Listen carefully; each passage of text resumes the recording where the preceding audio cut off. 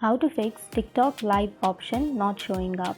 So if your TikTok is not showing the live option, then first of all open up your TikTok application, and after opening your TikTok, on the bottom middle side you will have a plus icon. Tap on that, and then on the bottom side you can see camera and templates, right?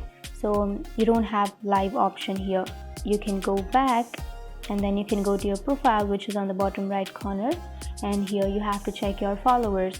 So the first reason you're not being able to have a live video or live option is that you don't have 1000 followers. If you have more than 1000 followers, then you will have that option.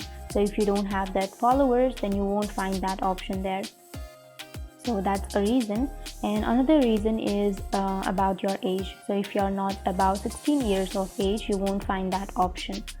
So that's it, and if you have any questions, feel free to comment below. Thanks for watching.